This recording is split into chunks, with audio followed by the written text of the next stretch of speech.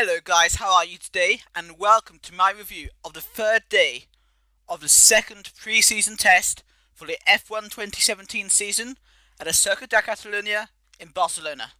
So, only one more day of testing left, which is tomorrow, and then the hype can start to build for the first race in Melbourne on the 26th of March. But there's still loads of questions to be answered about, the pace of all the different cars and everything, and obviously how the different cars are going to react now there's new rules.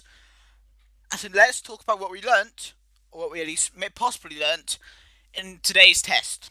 So, the results of today's test will be in the description down below, so check that out.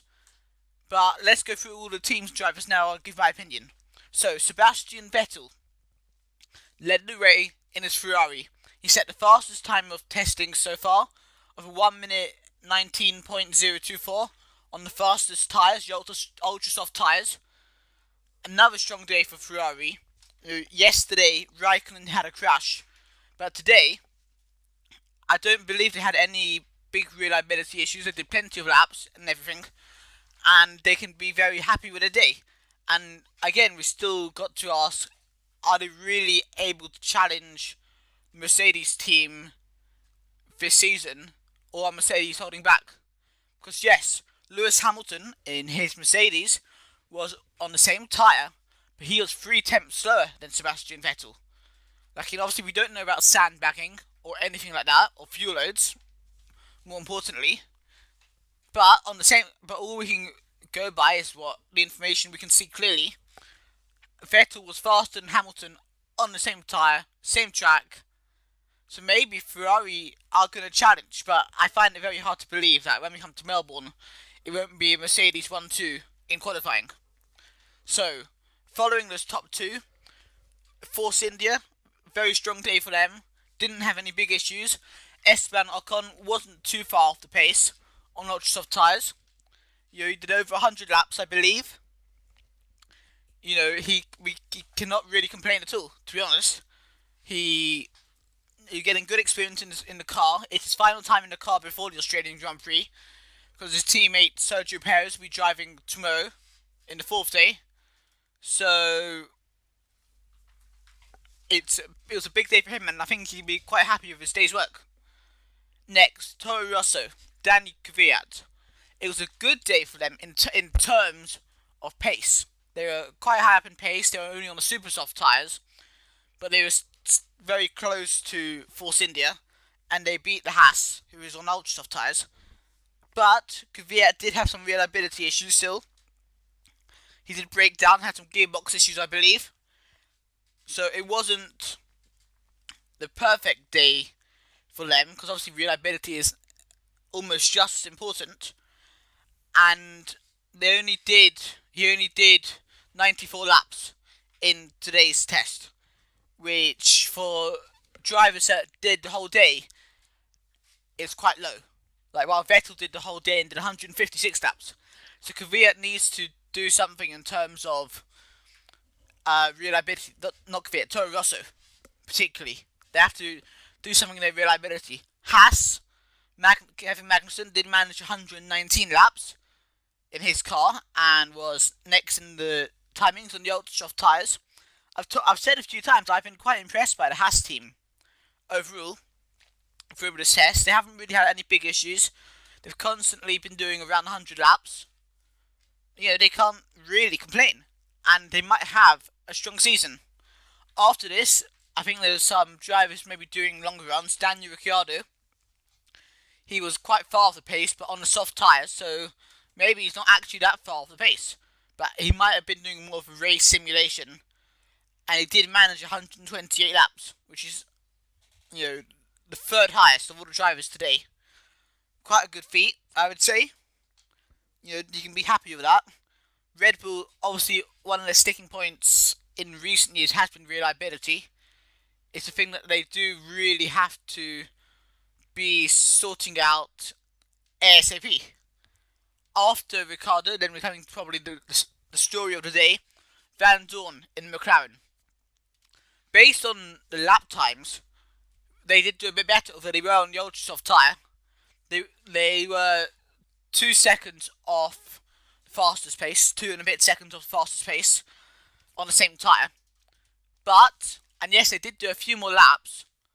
You know, he did manage 48 laps, which is quite high for McLaren recently. But they haven't done a race simulation yet. All the other teams have done a race simulation, I believe. Tell me in the comments if I'm wrong about that. I think they have. But McLaren haven't. Alonso came out into the Spanish media and criticised Honda like mad. You know, lots of debate going on right now. Will he stay the whole season or will he stay for 2018? Who knows? But it's looking bad for McLaren. They had more issues today. They had electrical issues today that stopped them getting more laps. And you know, they're meant to be a top team. I'm sorry for ranting here, but they're meant to be a top team in the sport. And since 2013, they haven't really been within a shout of winning a race. And something needs to change. The heads maybe have to roll. I don't know. For McLaren to do something, unless they're playing a massive game with us and hiding everything, you know, something really needs to be done to help McLaren. After Vandoorne, there was Bottas in his Mercedes. I'm guessing he was on a longer run. He was on the soft tyre. He did plenty of laps as well. He got 95 laps, which is more than Hamilton did in the morning. So, a very strong day for Bottas. I think Hamilton was also doing the shorter runs, hence maybe less laps as well.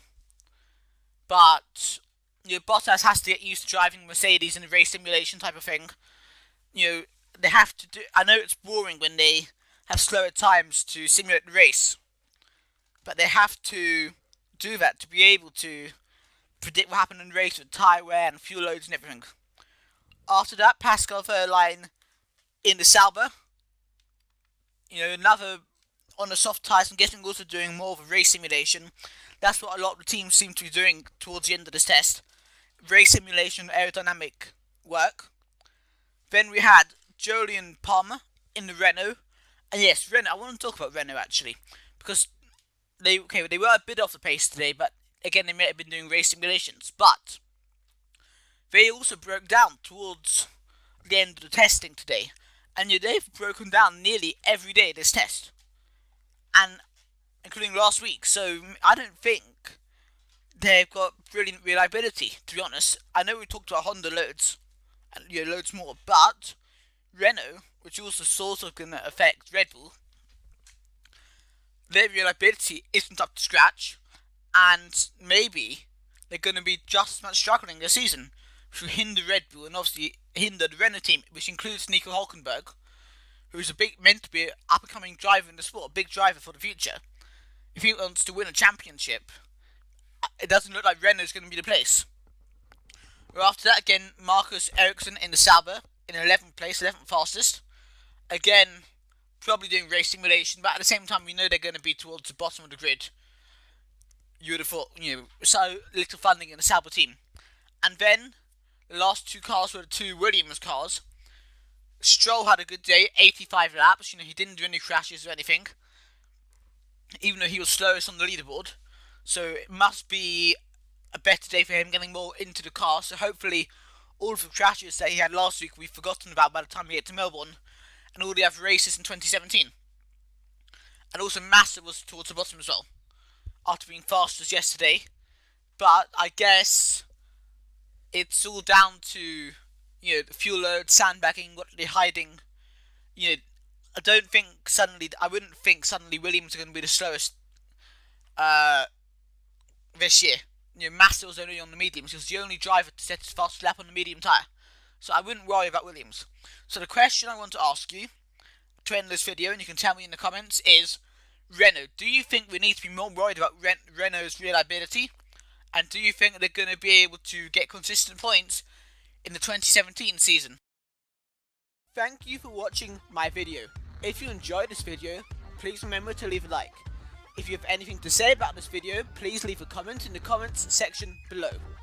If you really enjoyed this video and you want to see more videos like this and other types of videos, please subscribe to my channel. Also go and check out the video that should be on screen right now. And on that note, I'll just ask you to follow me on Twitter at BigGaming342 and like my Facebook page, BigGaming342, and I'll see you guys very, very soon. Goodbye.